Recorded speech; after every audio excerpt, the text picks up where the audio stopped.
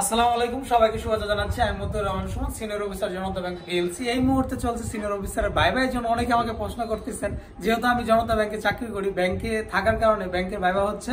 আর এই জন্য অনেক পরিচিত ছোট ভাইরা কিংবা আমার বেসমেন্টে অনেকে ভাইভা দিচ্ছেন, তারা মাঝে মাঝে ফোন করে জিজ্ঞেস করতেছেন, ভাই ডিপোজিট কোনগুলো, লাইবিলিটিস কোনগুলো, অ্যাসেট কোনগুলো, ব্যাংকের সাসপেন্স অ্যাকাউন্ট কোনটা, টস কি, মানে ভাইভাতে এক একজনকে একরকম প্রশ্ন করে থাকে। ভাইভা নিয়ে আসলে ওইরকম নিশ্চিত দেখে কারো কখনো কোনো কিছু ঘটে না। দেখা গেছে যে ব্যাংক রিলেটেড যে টার্মগুলো আছে সবগুলো সে পড়ে গেছে, ব্যাংকের কোনো প্রশ্ন তাকে করে না। আবার একজনের একাডেমিক বিষয়ে তাকে ধরে ফেলছে, সে একাডেমিক পড়ে যায় না। আবার একজন একাডেমিক পড়ে সব পড়ে গেছে, একাডেমিক ধরে নাই। আবার একজনকে একাডেমিক ধরতে পারে, কাউকে এগুলো কোনো কিছু ধরে না, তার সাথে গল্প গুজব করে ভাইভা শেষ হয়ে গেছে। তবে নর্মালি যারা আমরা ভাইভা প্রিপারেশন নিচ্ছি বা ভাইভা দিচ্ছি, তাদের আসলে সব বিষয়ে একটু ধারণা থাকা উচিত। তো ব্যাংকের টার্মগুলো যদি আপনি নাও পারেন, সেই ক্ষেত্রে কিন্তু আপনার এটা ডিসকোয়ালিফাই না, কারণ আপনি তো ব্যাংকে চাকরি করেন না, জাস্ট ভাইভা দিতে যাচ্ছেন, তারপরে একটু ধারণা রাখতে হয়।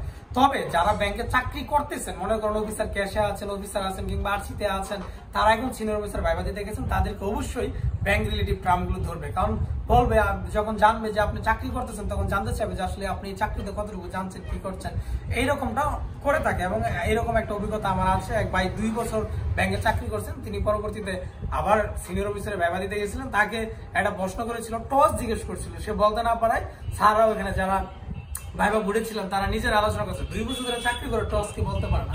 তো আজকে আমরা কথা বলছি, এই জন্য সবগুলো বিষয় আমরা দাঁড়াবো না। আমি শুধু আজকে কথা বলছি লায়াবিলিটিস নিয়ে, লায়াবিলিটিস অ্যান্ড অ্যাসেট। তো লায়াবিলিটিস এর বাংলা যেহেতু আমরা জানি দায়, তো ব্যাংকের দায় কোনগুলো? ব্যাংক গ্রাহক যে আমার কাছে টাকা জমা রাখতেছে, এটা আমার দায়। গ্রাহকের এই টাকাটা যেন আমি বুঝিয়ে দিতে পারি, তারা যেন কখনো ব্যাংক থেকে ক্ষতিগ্রস্ত না হয়, এটা হচ্ছে আমার দায়। আর আমার অ্যাসেট কোনগুলো? ব্যাংকের যাবতীয় সম্পত্তি ব্যাংকের অ্যাসেট। এবং ব্যাংকের যাবতীয় সম্পত্তি বলতে কি বোঝাচ্ছেন? চেয়ার টেবিল খাতা কলম, ব্যাংকের যে কনস্ট্রাকশন, এটা তার অ্যাসেট। কিন্তু শুধু এইটুকু বললে হবে না, এটা তো সবাই জানে, এটা অবকাঠামোগত। এবং আরেকটা যেটা হচ্ছে, আমরা যে মানুষকে লোন দিচ্ছি, এটা হচ্ছে আমাদের মেইন অ্যাসেট। আমরা যে টাকাগুলো বাইরে দিচ্ছি, এই টাকার মাধ্যমে কিন্তু আমার ব্যাংকের লাভ হচ্ছে। এবং এই যে এখান থেকে আবার আরেকটা প্রশ্ন আসে, ব্যাংকের লাভ কত ধরনের হয়, কত ধরনের প্রফিট ব্যাংক অর্জন করে থাকে? ব্যাংকে 2 ধরনের প্রফিট অর্জন করে থাকে, এটা হচ্ছে সুদ বহির্ভূত আর এটা হচ্ছে সুদযুক্ত। যেমন লোন, এটা হচ্ছে সুদযুক্ত আর এটা হচ্ছে সুদ বহির্ভূত। সুদ বহির্ভূত বিভিন্ন কমিশন আছে, বিভিন্ন আমরা যে বিভিন্ন কাস্টমার সার্ভিস দিয়ে থাকি, আরটিজিএস করি, পে অর্ডার করে থাকি, বিভিন্ন ধরনের যে কাজগুলো করে থাকি, এনআইডি ভেরিফিকেশন করে থাকি, এগুলো হচ্ছে সুদ বহির্ভূত বিভিন্ন কমিশনের মাধ্যমে আমরা পেয়ে থাকি বা অন্যান্য সার্ভিসের মাধ্যমে। আর সুদযুক্ত হচ্ছে লোন, এবং লোনটা হচ্ছে ব্যাংকের প্রধান খাত। এটার মাধ্যমে হচ্ছে আমরা সকল ধরনের ইনকাম, মানে প্রফিটের 99% এই সুদ থেকে, এই লোন থেকে এসে থাকে। ব্যাংকের মূল অ্যাসেট হচ্ছে এই লোন, যেটাকে লোন অ্যান্ড অ্যাডভান্স বলে থাকে।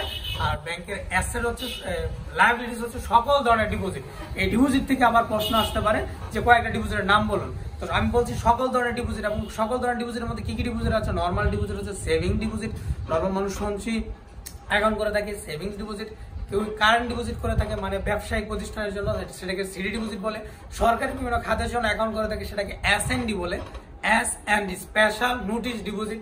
এরকম স্টাফ অ্যাকাউন্ট আছে, স্কুল ব্যাংকিং আছে। সকল ধরনের সেভিংস অ্যাকাউন্টগুলো, সিডি অ্যাকাউন্টগুলো, সকল ধরনের অ্যাকাউন্টগুলোর যে টাকাগুলো ব্যাংকে মানুষ জমা রাখতেছে, এগুলোকে বলে ডিপোজিট। এবং এই সকল ধরনের ডিপোজিটগুলো হচ্ছে ব্যাংকের জন্য লায়াবিলিটিস। সবাই ভালো থাকুন। পরবর্তী ভিডিওতে আমরা টস নিয়ে কথা বলবো। আল্লাহ হাফেজ।